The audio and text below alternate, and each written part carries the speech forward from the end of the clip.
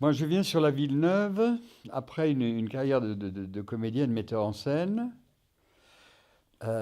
Et ça se passe dans les années 69. Et je rencontre, dans le cadre d'une formation qu'on m'avait proposée, le ministère cherchait à l'époque, le ministère de la Culture, il s'appelait, je crois, encore les affaires culturelles. Le ministère cherchait des cadres pour diriger les équipements nouveaux qui allaient se mettre en place. Moi, j'ai fait plusieurs expériences, notamment j'étais directeur adjoint de la Maison de la Culture d'Angers, et je suis tombé sur la première formation qu'avait mis en place le ministère des Affaires culturelles et qui était dirigée à l'époque par Francis Janson. Je cite ce nom parce qu'il est extrêmement important. Janson était un collaborateur de Sartre, il travaillait au temps moderne. Il avait été condamné par contumace pour avoir aidé les réseaux du FLN.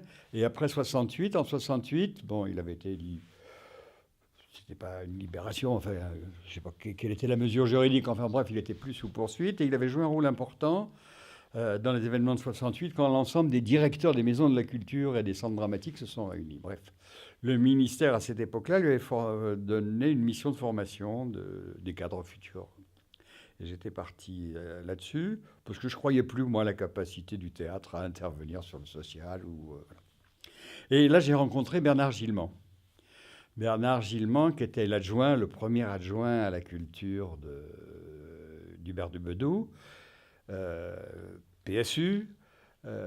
Et c'était vraiment le PSU qui avait lancé idéologiquement et techniquement la Villeneuve. À l'époque, la Villeneuve n'existe pas. C'est encore un champ de betteraves. Et il y a tout un projet qui est porté par Gilman et par Verlac. Verlac, à l'époque, c'est un ancien, il était urbaniste ou prof d'urbain. Et il était adjoint à l'urbanisme. Et vraiment, ce sont ces deux personnes qui ont porté le projet urbain, mais le projet idéologique aussi. Tout ça a été très lié. Donc je rencontre Gilman à ce moment-là, on sympathise. C'est un ancien institut de Peuple et Culture, un militant culturel, un type qui avait un pif extraordinaire, une préscience de ce qui pouvait se passer, bref. Et il me dit qu'ils ont un projet de construction de la Villeneuve. Donc projet pédagogique d'abord, projet urbain, projet pluridisciplinaire, équipement intégré, enfin toute cette philosophie extrêmement importante qui résulte qui est pré-68 Ardes et qui est post-68 Ardes, qui sur les aires ouvertes est très inspiré des expériences anglaises. Et donc il me dit qu'il est à la recherche de quelqu'un pour faire partie d'une équipe pluridisciplinaire, pour mettre en place une réflexion, mais elle était déjà très très avancée, sur les équipements eux-mêmes, mais aussi mettre en place les équipes qui allaient recruter et mettre en place l'opération Villeneuve, où au fond on laisse de côté l'aspect urbain, que moi j'ai connu, mais pas directement. On était vraiment dans une perspective de pluridisciplinarité, de ne plus séparer administrativement, enfin administrativement oui, mais fonctionnellement non, les fonctions éducatives, les fonctions culturelles, les fonctions éducation populaire. On n'utilisait pas ce mot-là à l'époque. Enfin, bien entendu, il existait. Enfin, disons, tout ce qui concernait les politiques vis-à-vis de la jeunesse. Et donc, j'arrive ici, à la fois en mission pour la ville de Grenoble et pour le ministère des Affaires culturelles. Et il y avait là, ils avaient réuni 5-6 personnes. Donc quelqu'un que je rencontre encore beaucoup, qui travaille beaucoup sur le théâtre, qui est Bertrand Petit, qui était sur l'action sociale. Daniel Populus était là parce qu'il y avait ce projet de télédistribution. On ne parlait pas de vidéogazette au départ, c'était télédistribution. Il y avait l'idée aussi qu'il pourrait y avoir par le câble une diffusion sur le quartier, voire au-delà. Donc il y avait quelqu'un sur le service social, quelqu'un sur le service sport, deux instituts qui avaient été Raymond et Roland Millot, qui avaient une grande expérience de méthodes actives dans une école à Paris. Bref, on se retrouve là avec 6 responsables dépendants de ministères différents qui avaient accepté de jouer le jeu. Hein. On est dans le début de la nouvelle société Chaban-Delmas. Hein. Donc il y a un cadre idéologique ouvert, il y a des moyens financiers, il y a une peur terrible de la reproduction des événements de 68, donc il y a tout un cadre idéologique très ouvert à ces expériences qui croisent les disciplines, qui croisent les publics, qui croisent les professionnels. Et quand on arrive là, c'est encore un champ de betterave et on travaille vraiment dans la perspective de la manière dont on va fonctionner collectivement et en recrutant des personnels pour l'éducation nationale, ça c'était la responsabilité des deux instituteurs. Je dis ça parce que c'était important à l'époque. Le projet, c'était de travailler avec des bénévoles, notamment l'éducation nationale, des gens qui accepteraient, que ce soit sur le primaire ou sur le secondaire, de travailler en équipe, de pouvoir avoir des politiques où, au fond, les écoles ouvertes permettraient l'arrivée, enfin, étaient ouvertes aux parents et à de multiples types d'interventions. Donc voilà, c'est un peu la genèse. Et cette genèse, elle se fait vraiment avec deux points d'appui. Le ministère des Affaires culturelles l'accompagne vraiment, politiquement, le soutient, et la ville de Grenoble, qui en avait fait son projet phare, son vaisseau amiral dans l'expérimentation de ce que cette nouvelle municipalité voulait conduire. Hein, dont le slogan était transformer la ville pour transformer la vie. Donc il y avait quand même une dimension un peu utopique là, auquel on croyait dur comme fer. Les seules oppositions qu'on rencontre en arrivant là, enfin opposition idéologique, je ne parle pas de la droite qui est hors course, c'est le PC. Le PC qui nous prend pour des idéalistes, il n'avait pas tort, en nous disant bah, d'abord transformer le cadre social, puis après vous vous occuperez de ceux qui vous intéressent. Voilà. Donc, mais on travaille dans une atmosphère formidablement créative, c'était le temps, hein, c'était l'époque, avec aussi une perspective que beaucoup de choses sont possibles. Et elles l'ont été pendant un petit temps. Alors je ne parlerai pas de la manière dont le problème de la télédistribution s'est très vite coincé parce qu'il n'y a pas eu les autorisations politiques pour diffuser sur le quartier. Sinon, à titre expérimental, mais Daniel Populus en parlerait avec beaucoup plus de précision que moi.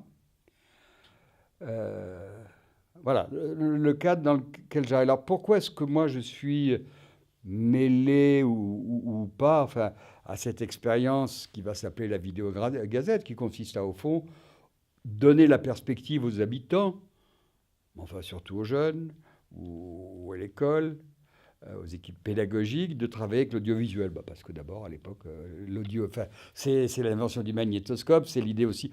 On n'a pas du tout l'idée que le magnétoscope va servir à enregistrer des émissions qui passent sur la chaîne. À l'époque, oui, il n'y a qu'une seule chaîne, je crois. Oui, je pense en soit. Enfin, deux peut-être. Enfin, bref, le magnétoscope, on est en plein dans ce dispositif où le magnétoscope sera un outil relativement léger, relativement facile pour travailler avec des groupes, pour permettre des témoignages, pour permettre des expressions des groupes ou des personnes. Donc un outil d'expression et pas du tout un outil de transmission ou de production.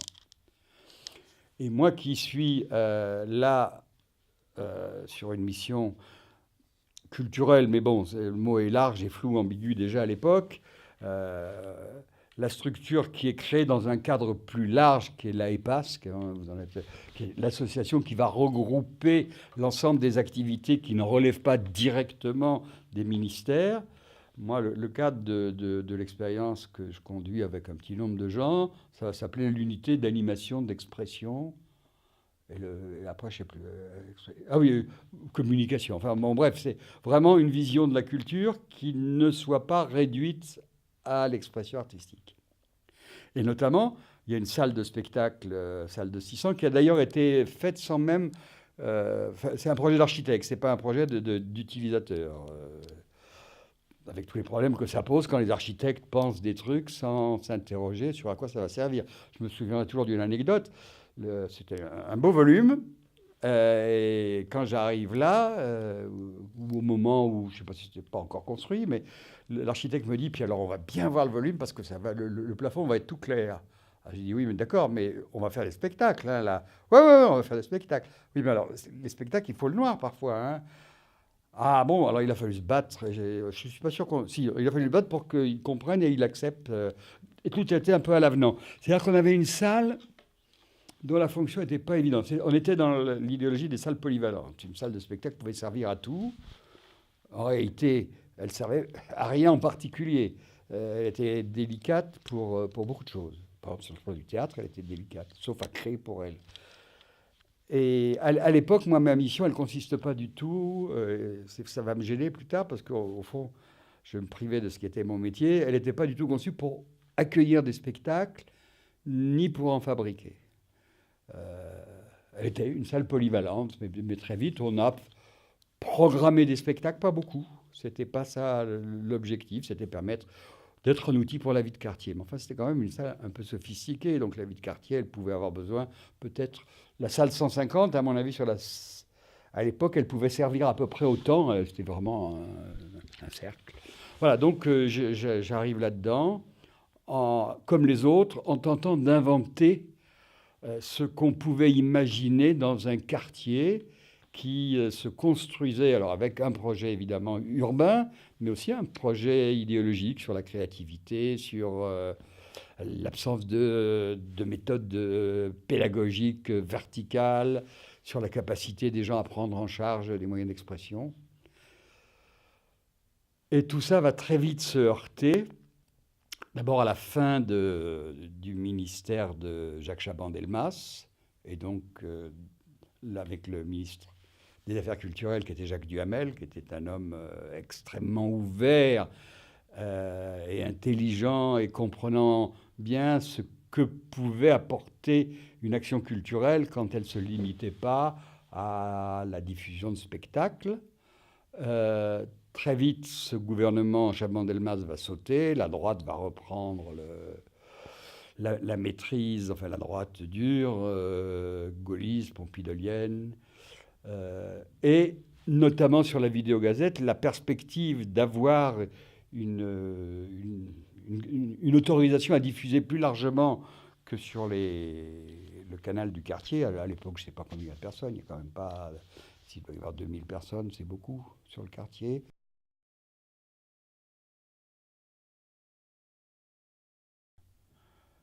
Donc, la vidéogazette va continuer, nous on va continuer, mais avec un inconvénient majeur, c'est que ces lieux d'expérimentation, où il s'est passé, à mon avis, énormément de choses, et d'ailleurs le bilan n'a pas été, ça c'est un des drames, je trouve, mais à partir des années 75, enfin, à la fin des années, enfin, la fin des années 80, le bilan n'a pas été fait.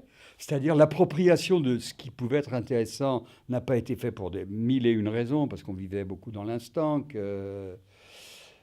y avait beaucoup de bagarres idéologiques ou culturelles, mais qui se résolvaient toujours dans le dialogue, dans la confrontation, dans l'expérimentation. Et donc il va y avoir énormément de choses qui sont faites et qui progressivement vont se déchirer tout simplement parce que, par exemple, le bénévolat va pas. Les équipes pédagogiques au début sont formidables parce que les gens viennent là, non pas pour fuir l'éducation nationale, mais pour mettre au point des méthodes de travail avec les enfants, avec les collègues, avec les parents, avec les éducateurs qui sont là, complètement nouvelles. Donc il y a une espèce de climat, c'est Summerhill en Isère, quoi. Bon, voilà.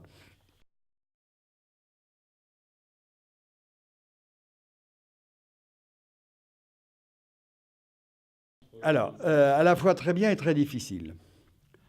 D'abord parce que Daniel était un type formidable, inventif, et qu'il fallait que chacun de nous, pas à travers des démarches personnelles, mais à travers des démarches ni institutionnelles, mais il fallait que chacun se forge un territoire un peu identitaire d'action. Moi, j'étais plutôt sur les techniques théâtrales, sur les techniques d'expression, et lui était plutôt sur l'audiovisuel. Donc on s'est beaucoup rencontrés dès qu'il y avait la possibilité de faire une action en commun, on la faisait. Euh, mais il y avait quand même cette nécessité pour chacun d'entre nous de prouver que la définition voilà, du territoire professionnel sur lequel on intervenait avait sa raison d'être. Donc on s'est croisés, je me souviens, on s'est croisés sur deux choses. On a dû se croiser sur des expériences Le mot expérience, c'est pas juste, hein, parce que c'était pas expérimental. Enfin, ni ce qu'il faisait lui, c'était innovant ou peu habituel, tant par rapport à l'usage des techniques. Et je parle pour l'audiovisuel. Moi, ce que je faisais, c'était pas innovant, c'était d'utiliser ce qui avait été dans ma formation de comédien, euh, les techniques du jeu dramatique, les techniques d'expression avec les groupes. Donc j'ai beaucoup travaillé d'une part à former les enseignants qui étaient tous volontaires à l'utilisation de ces méthodes. On était beaucoup sur les méthodes actives, hein, au sens de la pédagogie active. Et une grande partie des enseignants qui étaient là étaient ouverts à ça. Notamment les Millau étaient des gens qui étaient dans le mouvement Freinet. Euh, donc il y avait déjà cette pratique très ouverte. Et donc moi, une des activités qui était la mienne, c'est un travail de formation sur le jeu dramatique, sur l'expression, sur sur la verbalisation, aussi bien avec les enseignants, avec les adultes, il y avait des groupes de travail, et avec les enfants. Et bon, alors je crois qu'à l'époque, Miguel commençait à être instit, et j'ai dû monter une opération avec 2 comédiens où on intervenait dans les classes sur la base de poèmes, mais qui étaient mis en jeu, sur lesquels les gosses intervenaient aussi. Et je me demande si ça n'a pas été aussi l'objet d'un tournage. Mais ça, je m'en souviens plus du tout, parce que l'objectif, c'était pas de produire de l'image, c'était de produire de la relation. Alors, je me souviens. Alors, on n'a pas fait beaucoup d'opérations en commun. Enfin, vraiment en commun, menées dans la définition d'un objectif, dans la définition des moyens dont enfin, de l'écriture des trucs, enfin des objets. Donc ça, c'était pour répondre. Notre rapport était à la fois chaleureux sur le même objectif politique, mais il pouvait être concurrentiel, non pas sur, voilà, sur l'image qu'on allait. Enfin, on était dans une période où chaque intervention devait prouver qu'elle avait une nécessité, parce qu'il y avait quand même des restrictions dans les têtes terribles. Pas sur les gens qui travaillaient là-dessus, mais dès qu'on quittait la ville neuve, il y avait très peu d'élus qui avaient pigé, enfin, d'élus qui avaient pigé ça. Il se trouve que les porteurs politiques de ça, c'était 2 hommes, enfin 2 élus qui jouaient un rôle idéologique extrêmement important, qui avaient la confiance totale de Dubedou. Et puis il s'agissait aussi d'expérimenter, là on a beaucoup travaillé ensemble, mais c'était bien plus large, des modes de gestion des équipes qui n'auraient pas directement ou immédiatement à faire avec leur tutelle administrative. Et donc, d'où la formation d'un outil qui s'appelait l'AEPAS, qui permettait d'avoir de la cohérence, même si les publics avec lesquels les uns et les autres travaillaient, les méthodes, les objectifs pouvaient être très différents. Donc, il y avait cette nécessité de présenter une image cohérente qui était dans la philosophie Villeneuve. Mais tout ça s'est joué sur 3-4 ans. Parce que dès l'arrivée de Giscard d'Estaing, qui doit être de 73 ou 75, enfin, Chaban-Delmas, c'est 71, 73, enfin au milieu. Bon, il y a eu un retour de bâton et de manivelle de la part du pouvoir. Il y a eu un épuisement quand même assez rapide de l'énergie, de la créativité. Il y a eu l'arrivée du chômage qui a commencé à se faire sentir. Le projet de mixité sociale qui était réel au début, je me souviens, on se souvient d'un truc assez étonnant. L'arrivée des premiers habitants en 40, qui avait donné lieu à un reportage dans le Nouvel Observateur. À l'époque, c'était France Observateur ou dans le Nouvel Observateur. Il y a dû y avoir 4 pages d'un article complètement délirant, parce que lui aussi avait été gagné par l'idéologie de la créativité, de la nouveauté, et donc il s'extasiait sur le fait qu'un prof de médecine pouvait accueillir ou habiter à côté d'un travailleur immigré. On n'est pas encore dans la période de chômage, on est encore dans une période de dynamique. Hein. Et je me souviens que l'ensemble des professionnels avaient été mobilisés pour accueillir les habitants.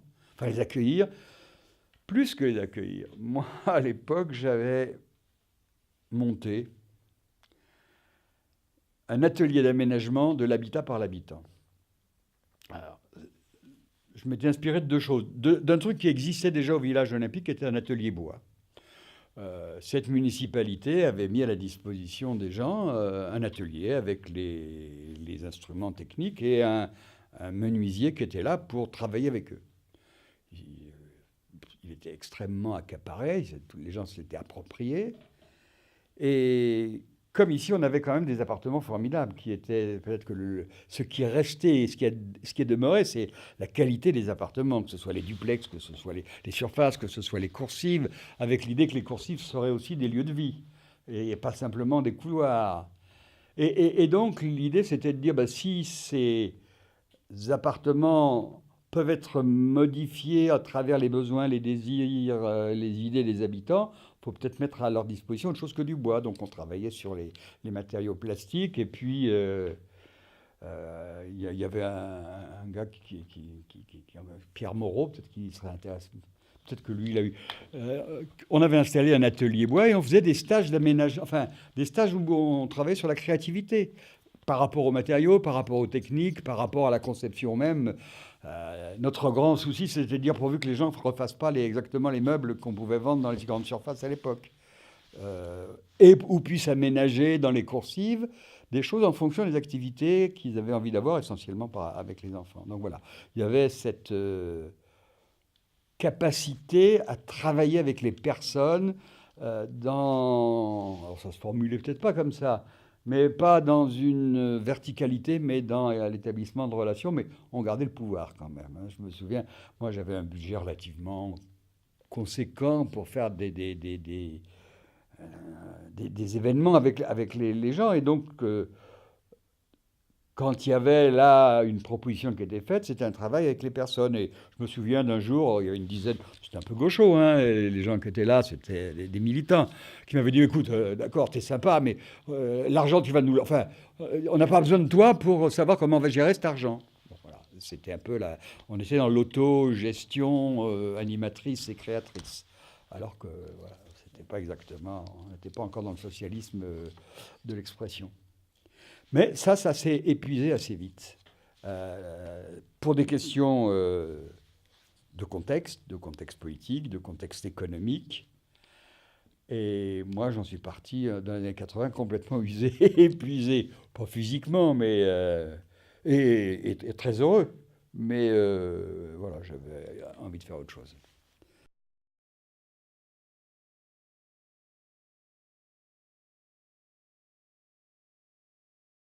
Oui, oui, mais... Ah, oui, si. Oui, mais plus très bien. Par contre, je me souviens d'une opération qu'on avait faite, et là, dans une relation très, très forte. Je me demande si j'ai pas la bande. Je suis pas sûr. Moi, j'étais quelqu'un qui venait du théâtre. À l'époque, il y avait déjà des tensions dans l'urbain. Hein. Je me souviens qu'une des équipes que j'avais fait... J'avais programmé pas beaucoup de spectacles. 3 ou 4 spectacles, à chaque fois des spectacles qui pouvaient être en résonance avec l'humeur, l'ambiance, les thématiques du quartier. Et on parlait déjà à l'époque, et un grand nombre de faits divers où, pour des raisons de bruit, des raisons de X, Y, Z, des personnes avaient tiré sur la foule ou sur des gens qui faisaient du bruit en bas de leurs immeubles, de leur immeuble. Et j'avais fait venir 2, 3 spectacles, dont un spectacle de Bisson qui s'appelait enfin qui était sur les problèmes urbains, peu importe. Et je m'étais dit, tiens, traitons ce problème de la violence, du racisme, mais pas traitons-le à travers une œuvre théâtrale. Et à l'époque, j'étais très copain avec Jean-Claude Grimbert, donc, qui était un auteur extrêmement important, majeur, peut-être pas là. Il commençait à le devenir. Et il avait écrit une pièce qui s'appelait Rix, qui avait après été montée à la Comédie Française par Roussillon. Rix, c'était une pièce formidable. Ça se passait un petit couple dans un appartement du 6e étage, dans une ville. Le type a eu un accrochage en bagnole avec quelqu'un. Il a cru que le type voulait lui faire la peau. Il rentre chez lui et il commence à s'exciter. En cherchant, alors il est vraisemblablement dans un quartier maghrébin ou dans un quartier où les gens sont des immigrés, et il commence à rentrer dans un délire d'une violence terrible, avec les mots les plus violents qui soient, où il dégueule vraiment son racisme, sa peur, son rejet de l'autre, et sa femme essaye de le calmer, et il est persuadé que le mec avec qui il a eu l'accrochage est là, et cherche à lui faire la peau. Et il finit par lui tirer dessus, persuadé que l'autre lui en veut. C'est une pièce très violente dans les mots, il n'était pas question, je me suis dit, si on la joue en direct, les gens vont prendre ça souvent au premier degré. C'est-à-dire, vont dire, mais cette pièce, elle est raciste, parce qu'on y voit un comportement de raciste pathologique. Et donc, l'idée avait été, en deux temps. On jouait la pièce, où est-ce qu'on l'a jouée? Je sais plus, on a dû la jouer, c'était deux personnages, hein. On a dû la jouer dans le studio. Elle était prise en direct. Elle était diffusée dans les appartements. Et on s'était dit, on ne va pas laisser les gens seuls dans leur confort familial pour voir ça, c'est trop violent. Donc on demandait aux gens, on avait demandé aux personnes de voir ça collectivement, de manière à ce que après la diffusion et la transmission, ça avait été du direct, hein, je crois. Oui, ça avait été du direct. On avait demandé aux gens de venir en discuter ensemble dans le studio. Donc c'était une opération assez longue, parce que d'abord, il avait fallu monter théâtralement le truc. Il avait fallu le monter dans un rapport aussi aux caméras. Bon, le résultat n'était pas terrible artistiquement, mais ce n'était pas ça l'objectif. L'objectif, c'était de pouvoir évoquer les questions qui étaient traitées dans la pièce à travers les réactions des gens. C'est le seul souvenir que j'en ai, parce que, évidemment, techniquement, c'était pas de la tarte.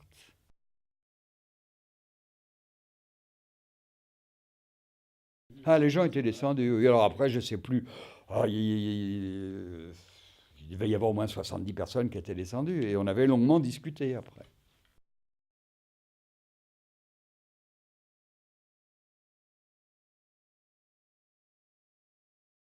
Oui, mais très peu. Là, vraiment, sur la vidéogazette, je ne serais pas capable, outre euh, ce souvenir-là, parce qu'après, on a fonctionné quand même très, pas de manière autonome, mais la vidéogazette avait sa propre logique. D'abord, il y avait énormément de gens qui étaient... Daniel était quelqu'un qui laissait qui avait la vision tactique, stratégique, économique du truc, mais qui laissait vraiment les gens prendre ça en charge. Et c'était tout l'intérêt. Alors, il y avait un type un jeune mec avec Olivier. Voilà, oui. Qui s'était beaucoup impliqué là-dedans. Et autant qu'ils m'en souviennent, mais je suis sûr que c'est vrai, mais je n'ai pas beaucoup de souvenirs. Le grand succès, le grand intérêt de la vidéogazette sur ces trucs-là, c'était vraiment pris en charge par les groupes. Ce n'était pas un réalisateur qui faisait du sujet et de l'émission.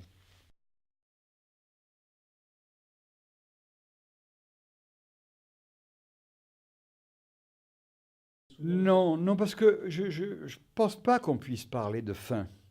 Euh,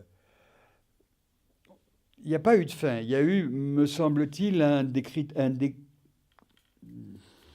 déchirement même pas du projet initial, mais les conditions économiques et sociales étaient devenues quand même de plus en plus difficiles, hein. Il y a aussi la perspective de l'arrivée de la gauche, enfin des élections municipales de 77, ce qui, me semble-t-il, et c'était un élément positif, se joue à partir des années 75, c'est qu'on n'est plus dans l'expérimentation. On n'a jamais voulu vraiment être dans l'expérimentation. L'idée, quand même, c'était autant localement, je veux dire localement sur l'école, localement sur les éducateurs de rue, localement sur le culturel, localement sur les moyens d'expression, c'était de faire des choses qui puissent se généraliser.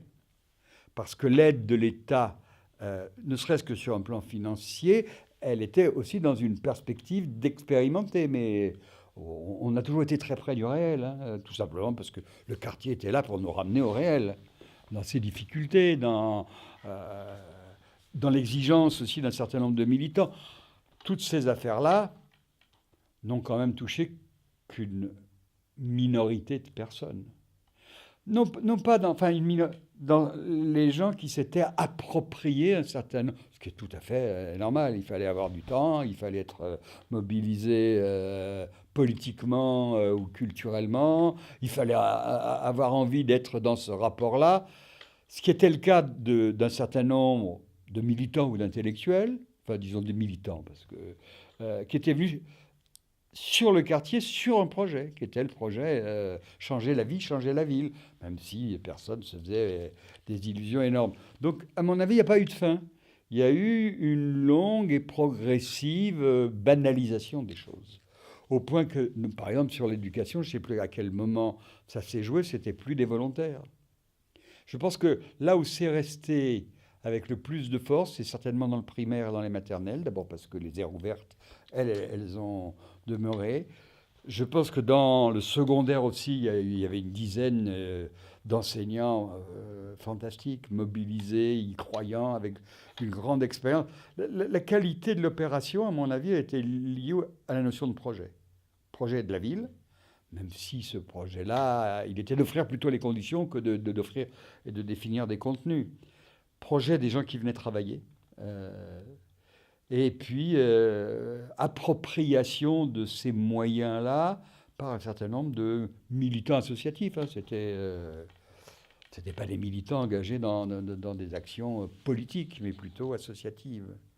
D'ailleurs, je crois qu'il en est resté quelque chose encore.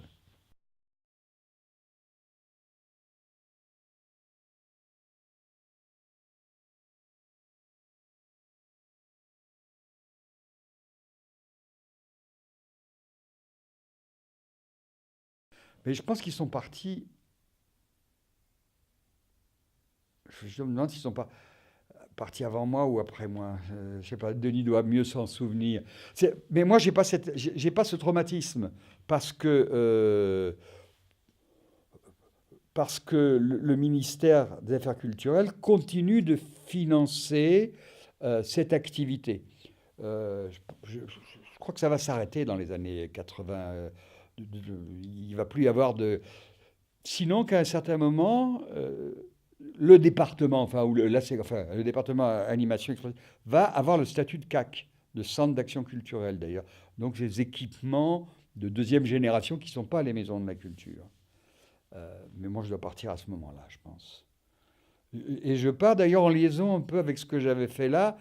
Comme il y avait eu une expérience réelle, l'université, deux enseignants de l'université, deux enseignants de théâtre, me demandent, avec d'autres, ils voulaient créer un département d'expression, d'animation à l'université. D'abord par la formation permanente, et ensuite c'est devenu...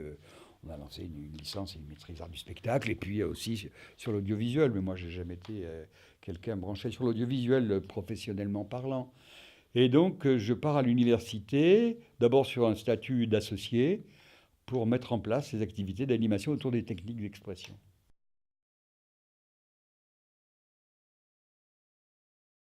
À l'époque, je ne m'engage pas politiquement. Je suis très professionnel, non, non. Si, bon, non, non, mon engagement politique, il vient... Bon, après, je pars à Chambéry, diriger la maison de la culture de Chambéry, et je reviens sur Grenoble. Et c'est à ce moment-là, non, là, je suis un membre du Parti socialiste bontain, n'y croyant pas forcément beaucoup, mais c'est là où je trouve, au fond, le milieu le plus en harmonie ou en résonance. Enfin, toute l'ère Gilman est une ère fantastique. Parce que c'était un grand adjoint à la culture, et que lui aussi va prendre, après son premier mandat, il va prendre d'ailleurs un poste à l'IEP, on travaille beaucoup ensemble, et il va finir par exercer pendant 1 an la direction de la Maison de la Culture de Grenoble. Moi, j'y suis au CA, tout simplement parce que ces équipements, à un moment donné, sont en crise, ils ont toujours été en matière de crise. Donc voilà, il y a au fond, ce mouvement que personne n'a voulu et qui n'était pas intentionnel, En réalité, je pense qu'ici, on faisait de la politique, enfin d'une politique urbaine, une politique qui était, quand on a ce slogan, même si on sait que ce n'est pas un objectif, mais c'est une dimension utopique, changer la vie, c'est bien une dimension politique. Et donc, les gens qui travaillent là, au moins dans les 4-5 premières années, sont sur un projet politique. Intervenir sur les conditions de vie, d'éducation. Très vite, la France se droitise. Les moyens n'existent plus, mais ce n'est pas tellement les moyens financiers, c'est aussi la perspective que tout ça puisse s'articuler. Il y a eu la droitisation aussi, avec quand même un régime Giscard qui est, sur le plan des mœurs, très ouvert. C'est plus le pompidolisme. Et donc, je pense qu'un certain nombre de personnes qui professionnellement avaient choisi, par le biais des circonstances, du hasard, des rencontres, d'avoir une action politique directement sur un terrain de vie, ont été dérapés, on surfait ailleurs. Enfin, ça a été mon cas, ça a été le cas de Gilman aussi. Et l'université était devenue aussi le lieu, en raison de la politique d'éducation, de formation permanente. Voilà, donc c'est un moment important de ma vie, même si politiquement, même si professionnellement, je me suis senti un peu... c'était au fond... moi, j'avais fait ce choix-là parce que, comme beaucoup, je pensais que 68 allait avoir des conséquences réelles et profondes dans le temps. Il en a eu, et comment, mais professionnellement, ça n'a pas changé. J'ai eu la nostalgie du théâtre, quoi, au fond.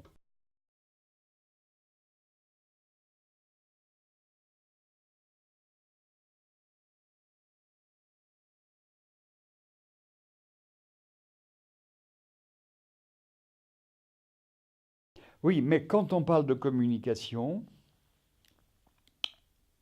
à l'époque, me semble-t-il, on ne parle pas uniquement ou seulement de la communication par le biais des médias. On n'est pas que dans la médiatisation, on est bien dans la communication sociale. Et pas du tout dans la communication comme porteur ou comme vendeur d'un projet quel qu'il soit, commercial ou politique. Donc, communication vraiment euh, comme mise en place de dispositifs de relation entre les gens.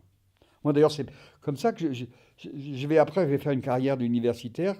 Au départ, je suis en esthétique et sciences de l'art parce que c'est le théâtre. Et puis, après cet épisode-là, je vais être en sciences de la communication, mais sciences de la communication, sociologie culturelle, rôle des médias, effet des médias. Donc, la confusion communication-culture, elle est assumée. Enfin, elle n'est même pas posée, à mon avis. On ne se pose pas l'interrogation. Enfin, moi, je ne me la pose pas en ces termes-là. Ou si je me la pose, mais un peu plus tard et ailleurs, c'est en référence à un bouquin d'un anthropologue américain. La communication est culture, EST. Et la culture est communication. Donc, à travers une vision quand même de la culture. Et ça a été aussi quelque chose d'important. C'est que la culture, dans sa dimension d'action culturelle, elle n'est pas simplement la référence à l'œuvre d'art. D'ailleurs, très peu de choses se sont appuyées sur la légitimité de l'œuvre d'art. Même quand on faisait du théâtre, ou quand on accueillait une troupe, je me souviens de ce spectacle de Jean-Pierre Buisson qui s'appelait Zone Rouge, où il y avait Arditi qui jouait dedans, il y avait Bénichou, il y avait tous ceux qui sont devenus des grands comédiens. C'était une pièce sur la délinquance, sur la violence, sur la révolte d'adolescents. C'était une pièce remarquable. Jean-Pierre Buisson, qui était un auteur formidable, un metteur en scène formidable, est mort trop tôt. Mais si moi je la programme ici, c'est d'abord parce que c'est une belle pièce, mais parce qu'elle parle. Et je pense que c'est une des seules fois où on a eu un public jeune.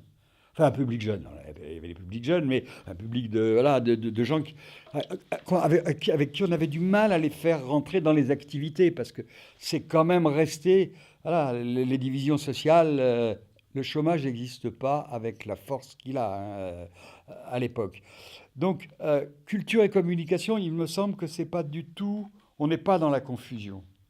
Même si on sait que, par exemple, culture audiovisuelle, c'est vrai que voilà, la vidéogazette, elle avait aussi pour...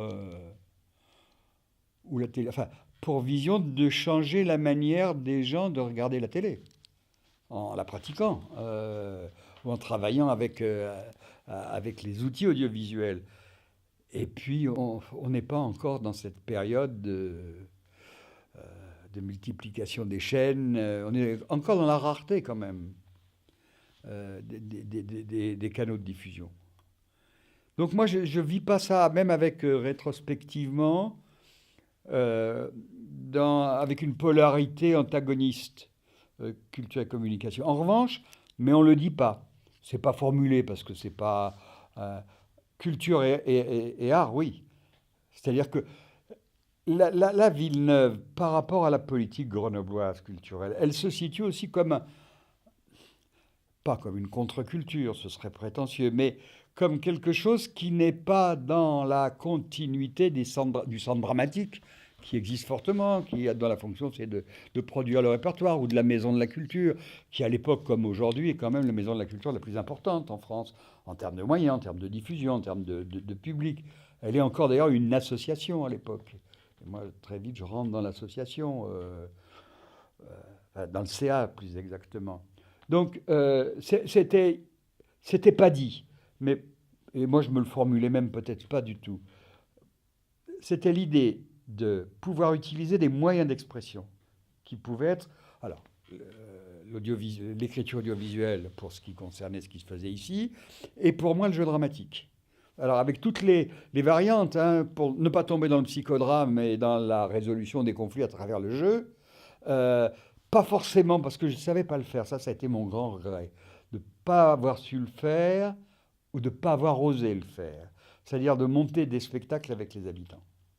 Peut-être que j'avais pas suffisamment la fibre créatrice et que c'était, je suis pas sûr non plus que ça aurait pu, euh, ça nécessitait d'entrer dans un processus de production et d'écriture. À l'époque, c'était quand même terriblement nouveau. Moi, j'ai ni eu le culot, ni même peut-être l'idée. Euh, parce que bon, bon, bref, je ne l'ai pas fait. Et c'est bien dommage. Donc, moi, j'ai pas vécu et les gens n'ont pas vécu. C'était plutôt si polarité conflictuelle il pouvait y avoir, c'était entre l'action culturelle. On parlait pas d'éducation populaire, hein, peut-être parce elle était à son plus bas à partir des pratiques des grandes associations. C'était entre culture et politique. Ah, il y avait peut-être, mais ce débat, il n'était pas mis sur la place publique. Mais les communistes l'avaient bien senti, hein. Dans leur opposition, moi je sais plus tard que j'ai compris ça, dans leur opposition, qui était une opposition citoyenne, qui était une opposition idéologique à ce qui se faisait ici, qui était forte, hein, dans les têtes, c'était de dire vous êtes des idéalistes, de croire que travailler comme ça sur le plan de l'expression, de la communication, de la relation va pouvoir changer la réalité du pays. C'était vraiment l'opposition d'une social-démocratie minoritaire dans la social-démocratie qui allait changer les manières d'étudier. Parce que les Gilman et Verlac, ils avaient des oppositions internes à l'intérieur du PS. Le PS, il était multiple ici. Il venait du PSU, hein, c'était du PSU et du PSA, les vieux sociodémocrates qui étaient là. Heureusement qu'il y avait la personnalité de Dubedou, qui était ailleurs encore. C'est l'officier de marine catholique. Mais ça n'a été possible que parce qu'il y avait cette réflexion des gens du PSU.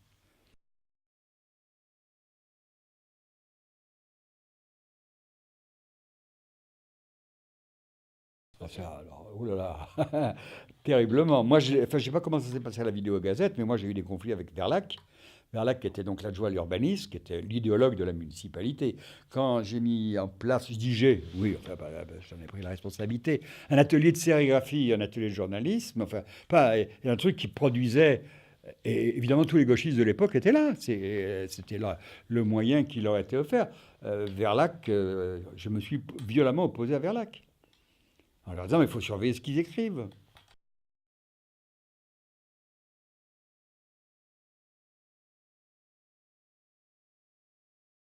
Oui, enfin que quelqu'un, oui, qu'on mette pas à la disposition technique et de diffusion, on était en sérigraphie, à des paroles qui étaient des paroles gauchistes.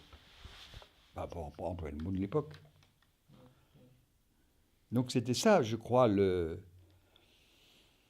la dynamique conflictuelle qu'il pouvait y avoir. Après, moi, je suis parti relativement tôt. Hein. Ah non, j'ai dû partir en 76, bien entendu.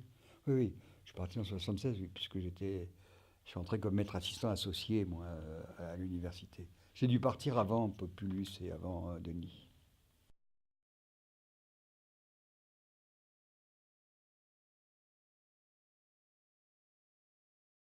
Ah oui, oui, ça a joué. Non, mais cet élément-là, ça a joué, évidemment. Hein. Ça faisait vraiment un petit ghetto audiovisuel, c'est évident.